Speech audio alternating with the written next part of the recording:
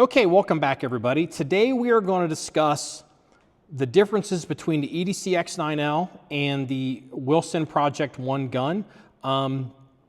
Primarily we're going to discuss some stuff I've discovered about the Project 1 gun that I think a lot of people are probably not aware of. So I have a lot of experience with this system. I'm obviously a big fan of these 5-inch X9 guns. I think they are the future. They blow 2011s away, but I don't want to beat a dead horse with that. Most of you that follow me know I think that kind of stuff. So the thing that everybody wants to focus on with the Project 1 gun, and rightly so, because the gun was designed from the ground up to highlight this, is the porting up front. So it's got porting and it has built-in compensator. You will notice that the porting doesn't come straight up. It tends to lean out this way, which could be an advantage if you're shooting from a high thumb pectoral compressed position from blasting you in the face. I haven't tested this, but I couldn't help but notice it in looking at the system. Also, I guess from a machining standpoint, and I asked Wilson about this gun is dirty, so pro tip, there's 100 of these that are collectible. Well, the reality is there's only 99 because, I've already got 1,000 rounds for this gun and I'm going to be carrying it. This gun is no longer collectible, trust me. So if you look at the way the porting and the comp in the barrel lines up with the porting and comp in the slide, it almost looks like it was machined together at the same time. That's how tight the tolerances are. Wilson tells me that that is not the case. They are machined separately, but they hold it to such close tolerances that they're able to make it look like that. So that I thought that was something worth pointing out that maybe some of you guys that are on the fence with these guns may want to consider. Now, as far as these two guns in front of you, the real surprise with the gun came from not the front, but with the back of the gun. So I am now of the opinion, as much as it pains me to admit this, that this frame, it's still an X frame, they're compatible magazines and the parts are compatible, but some of the decisions they made with this frame are superior to this frame. The first thing to point out would be the texture that they're choosing to use on the gun. The X guns, they use the X frame, but they use this X pattern. I always felt that texture was a little on the slick side. Obviously perfectly serviceable because you see me shoot it and I shoot it well and I shoot it under timer and I can obviously get it done. But you will notice my white grips here that don't have this X pattern. It's this, I call it a Y pattern. I don't remember what VZ calls it, but it's a little bit more aggressive. But even then, I would say this gun doesn't lock in the hand, I would say at 100%. I mean, it's perfectly fine. I'm doing great, wet, whatever, it's not a problem. But Wilson has decided to bring the track pattern to their X-frame guns. And in my opinion, the Wilson track pattern is the best texture that they offer. It's even better than checkering. If for no other reason, it's way more durable than checkering. And I'm a guy that carried, checkered guns on the street, 20 and 25 LPI checkered guns, for a long time. So I like a very aggressive gun. But this gun, just the way the texture that they've put on this gun, this actually is the same texture that I have on a single stack gun that we talk about called the Experior. They've got it on the frame and they've put it on the grips. I personally don't care about this, but I think a lot of the end consumers will. They've probably had a lot of bitching and moaning about it, which is why Wilson decided to make the change. To get the grips off of the original X-frame guns, you have to partially disassemble the frame. You got to take the thumb safety to get the back strap off, and then these slide out. Whereas on these 2.0 series X-frame guns, they've gone away from that system and they just screw in, not dissimilar from the original 1911. It is not the same grip panel. You cannot interchange them. It should be obvious looking at it, but you can change your grips out pretty easily. So some people will like that. The original grips on the X9 were made by VZ. These grip panels right now, the only company I know that's making them, they're making them for Wilson, is Hogue. There could be others. I don't know if there's a restriction or limitation or IP control on that. But if you're just curious, VZ grips, Hogue grips, I'm told by Wilson, there's no issue there. It's just they decided they went with these with Hogue this time for no other reason than they just chose to do it.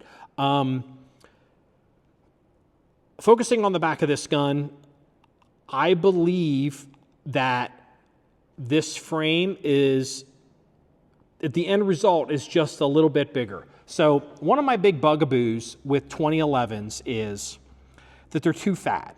They're stupid fat because they use that stupid magazine that's a 45 sized magazine, and they're stuffing double stack 9mm in it, and it causes all kinds of function issues, reliability issues, and it makes the gun so stupid fat that you're not even for the benefit of having a reliable magazine. So Wilson went around that, and they came up with their tube, which is specifically made for 9mm. So now Wilson did the X9 guns, and then they came out with the SF guns, which is they call it the solid frame. So it was a version of this gun that didn't have this grip panel. They just went and put the texture in the frame. So and it made it smaller. So to give you an idea, just let me point this out to you guys that are like 2011 guys, and if you're 2011s fit me fine. I have large-ish hands. I've got long fingers. I wear a XL size glove. The solid frame gun from Wilson is literally too small for me. I can shoot it, but I'm basically floating. It's too small. So think about this. If you're trying to compare this to a 2011, and I'm telling you that this is smaller than a 2011 significantly, and the solid frame version is even smaller, that should be a clue. Maybe you need to pay attention to that if you're having issues getting your thumb around the back of a 2011.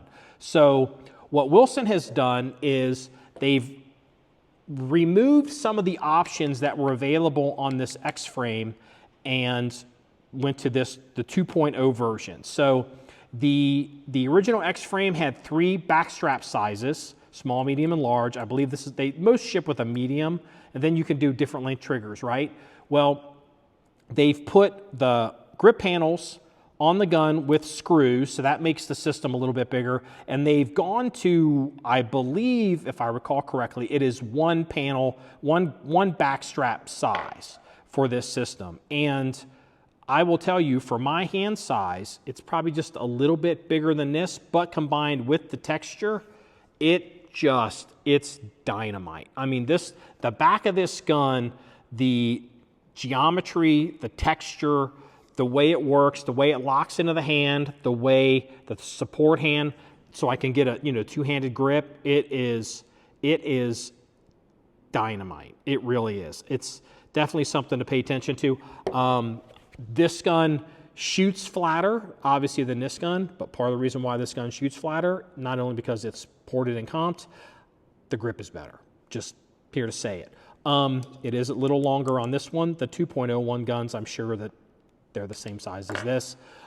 So there's that. Also, on the back of this gun, you can see that the Wilson system uses their True Zero mounting plate system. And Wilson had an issue. The slide, even on the X9 guns, is dimensionally a 1911, where most red dots, if you look at this, most red dots, at least the most popular ones, the SRO and the RMR, they're wider than the slide. So the only way to mount this onto this size slide is to really make it wider somehow. And you can either try to dig down into it and then put a plate on it, or mount, or basically you have to put some kind of plating system on it. Well, the plating system does 2 things. The plating system, you have to worry about it lasting for 11,000 rounds, which this has. We've checked the torque on these. Wilson mounted all this. None of this has moved. But you've got screws into the plating system, and then you've got the plating system mounted into the slide. Well, that's 2 sets of contact points that, potentially could fail. And then you have to make them robust enough and thick enough to handle extended recoil, which is why Wilson decided to go with what they call their True Zero system, because they want it to last. And I know those of you who have been buying plating systems from other manufacturers for other guns, there's been a big drama out there with some plating systems that were real popular for a while, pushed by influencers, that they've been a lot of failures. So that is what they call a clue in law enforcement. What Wilson did on this system is, from the ground up, them like it's their gun, they can do whatever they want. So they decided, instead of maintaining the slide, at a certain width, basically when you get farther back into the slide, they made it wider. So they made the base of this slide large enough to accommodate the SRO and the larger red dots, which are really the most popular, red dots. And, like, for example, the Trigicons become a standard, but, there's other ones too. But in this case, it's the SRO. So what Wilson did is, since they made the slide wider, they decided, why don't they just use, I think it's bosses, or you can call them lugs, but it's a lug system that there's, this screws directly, the 2 screws go directly into the slide, and then depending on what footprint you're looking for, they ship you sets of little recoil lugs. And so there's 2 lugs up here that are accurately and tightly machined that drop in, so the whole system drops on. You screw it down and you shoot it. And then if you decide, I want to switch to a different red dot, or I break a red dot, or maybe I want to go to a completely different red dot system, now I don't have to buy a new plate. I don't have to deal with that. I literally break the threading on these 2 screws, pull the whole thing off in about 30 seconds, clean it all out, get the different set of little bosses that they send for the different types of red dots. They claim there's about a 90 or 95% compatibility. They cover most red dots. Put it on, Loctite it, let it sit for 24 hours, and you're good to go. So, but I do have to say this. I'm sure this system is robust, but I haven't put 11,000 rounds through it, so we'll see. So with 1,000 rounds through this gun, I've checked the torque on these screws. They have not moved. Nothing's moved. Nothing's changed. I should probably mark them, I know. But, it's worth mentioning that, that is there. Also, while we're on the subject of the red dot, now I don't know if Wilson is, I'm guessing here, this is a limited run gun, and I haven't really paid attention to the changes made to the X9, because I'm pretty set my X9L, so variations of this gun I haven't really paid attention to until they came out with a 5-inch gun that was, more interesting to me, that would bring capabilities to supplement this gun.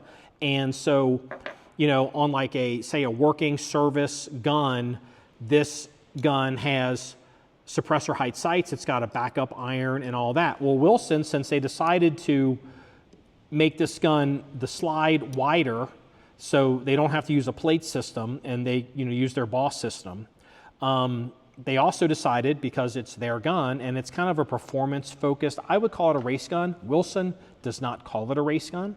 I'll end up carrying this gun, so I'm not going to say it's a race gun either, but the way they've configured the gun, it's for performance-based shooting. So they decided they wanted to move, you'll notice the red dot sits forward on this gun because there's an iron sight in the back. On this gun, they moved the whole thing to the rear, so there's no iron sight there. No backup iron sight. This gun does come with an iron sight plate that you can put on it, and so you can do different inserts. This is the blanking plate for the front. You can change all this at home because it's screwed in, and you can do whatever you want with your sights. But if you want to put a red dot on this particular limited run, there is no backup iron sight. I personally haven't seen issues where my objective on my red dots is getting fouled by a bunch of ammunition. I mean, I'm using factory ammo. I don't use reloaded or PUD loads. I shoot full power. I either shoot target ammo, training target ammo, or I shoot self-defense ammo. That's, 11,000 rounds. It's all, I mean, it's, whatever we can get, and, whatever we buy, we buy it almost by the pallet. So I've never had an issue with the red dot getting fouled on this system, and I've never had an issue with brass hitting this red dot on this system. Maybe other people do. Maybe they have issues with their shooting reloaded ammo. That's a lot smokier, puts out a lot more crap. So maybe they decided they wanted to put it farther in the back. For all I know, maybe there's an industry bigger red dot that's coming that you can put on these guns, and Wilson wanted to get ahead of it. So something worth noting on this gun, it's the red dot sitting farther to the rear. I don't care either way, either positive or negative, but it's worth noting for this video. Dimensionally, these frames, the original X9 and then the X9 2.0 or the Project 1 gun, they're compatible. The parts are interchangeable, but there are some dimensional differences, at least between my original gun and this gun. The larger magwell on this system, which is new for Wilson, they've always used this magwell, which works for 18-round magazines and the 15 rounds that they fit flush, but you can get the 15-round magazines to seat easily in this magwell system, or you can put the 18 rounds in. Wilson decided on this gun to put a new magwell. I don't know if this magwell will be brought out on their other guns. I don't know if this is a limited run or how that works, but this is a larger magwell. So what Wilson did is they came out with, it's the same tube length, 18-round magazines. That's all I ever run in my guns. 18-round mag, same length of tube. All they've done is they've made the base pad a little bit bigger, so you can also get to it and pull it out. This is how the Project 1 magazine works in the original X9. The 18 rounds that I run daily, they're not, the pad isn't nearly this large, but it's worth pointing out that that the frame on this gun, well, the end result of the frame on this gun is larger. So if you've got big honking hands, maybe that's something that you would benefit from. If you're a competitor, maybe this magwell would make a difference to you. This magwell on the internet, there's no way to prove it to you. This magwell looks goofy and doesn't even seem like it would work. Trust me, it works very, very, very, very well. I would never have an X frame gun without a magwell on it or this magwell. As goofy as it looks, I think it's very functional and I'm quite happy with it. Dimensionally, I haven't gotten out calipers or measured anything specifically, but I can definitely tell looking at it that the trigger guard on the X9 on the Project 1 gun seems to be wider. I don't know if that's going to make a difference for anything too much. It might make holsters that lock on the trigger guards. You might have to loosen up the screws a little bit, those settings, compared to the original X9, but they're 100% compatible. As a matter of fact, the X9 guns will work in, I'd say, 90% of 1911 holsters. The biggest issue you're going to find with X9 guns in holsters is really going to be making sure the original 1911 holster either has a rail, and if you're running a red dot, that holster is cut for a red dot. So that's the only place where I've had issues. But these guns work interchangeably in any of our 1911 or X9 holsters that this gun would work in, and so we've had no issues there. We do have more holsters coming in, and that are 1911 and some 2011 holsters, and we'll be trying them out, but I don't expect there to be anything of an issue there. One thing that on the Project 1 gun that I'm glad Wilson sent it this way, so it gave me a chance to look at it, is the gun that I carry all the time is a single-sided safety, because when I first got this gun, as a 1911 guy, ambi safeties are a problem. They're kind of a weak point. That's the bias I have. It's a weak point in the system, weak point in design. They can come apart, or they're kind of mushy, or even carrying it, they're easier to have the gun get knocked off safe, while you're unexpectedly carrying it. However, if you're doing stuff and you're switching hands, it can be a little bit of an issue. So ideally, it would be good to have a ambi safety. So this being what I believe is a competition-focused, performance-focused gun, Wilson ships this with the X9 ambi safety, and the ambi safety system, it screws together. I've never taken this apart. Actually, I even have an ambi system for this gun. I've never installed it, but I do have it because I just never got around to it because I kind of have a bias against the safeties. This gun having the ambi safety, I will tell you as a 1911 guy that this safety is rock solid. It is fantastic. You're not having a situation where if you're switching to the left hand that it feels like it's different on this side, or that it, like on some original 1911s, you'll start to depress the safety, it'll flex before it engages on this side. This system, however they do it in these X9 guns, this ambi safety works very well. I will be carrying this gun, and I'll have to watch. It'll be interesting to see, because I carry ambidextrous, if this outside safety is going to be causing me issues, getting knocked off because it'll be facing out. But the good news is it's easy to check because I can look down and see it and flip it back on. I'll follow up more with that in the future. So this sums up the comparison of the X9L versus the Wilson Project 1 gun. Bottom line is, this is a better gun.